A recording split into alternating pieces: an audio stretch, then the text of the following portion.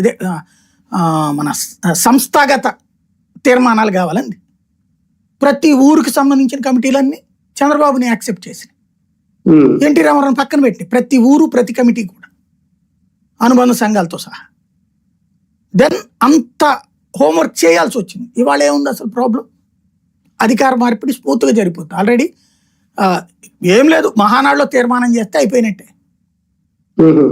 రెండు పద్ధతులు. ఒకటి, సీఎం పదవి తనుంచుకుని పార్టీ ప్రెసిడెంట్ చంద్రబాబుకి ఇవ్వాలా లేదా, రెండు పదవులు తన దగ్గరే ఉంచుకోవాలా. ఇదొక్కటే లోకేష్ డిసైడ్ చేసుకోవాల్సింది. పార్టీ పదవి మళ్ళీ చంద్రబాబుకి ఇస్తే చంద్రబాబుని నమ్మించి కొంతమంది మళ్ళీ తనకి దెబ్బతీస్తారంటే గ్రౌండ్ లెవెల్లో తన పట్టు ఉండదన్న భయం కూడా ఉంటుంది లోకేష్కి. తన టీంతో ముందుకు వెళ్ళాలని అనుకుంటున్నాడు.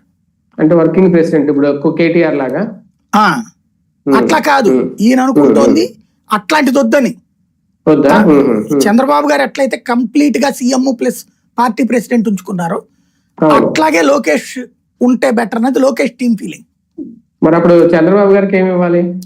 గౌరవం అంతే. విజయమ్మ ఆ టైపు, అప్పట్లో గౌరవ అధ్యక్షుడు టైప్. గౌరవ అధ్యక్షుడు టీడీపీ గౌరవ అట్లాగే. ఎందుకంటే ఈయన పార్టీ అధ్యక్షుడుగా ఉన్నారనుకోండి, పార్టీ ఆఫీస్కి వెళ్ళి కూర్చుంటారు. ఈయనక అది తిరిగే కాలు తిట్టాను ఊరుకోదు. చంద్రబాబు వెళ్ళి కూర్చుంటారు. కూర్చున్నప్పుడు ఎవరో వచ్చి ఏదో సమస్య చెప్తారు, ఈయన పరిష్కరి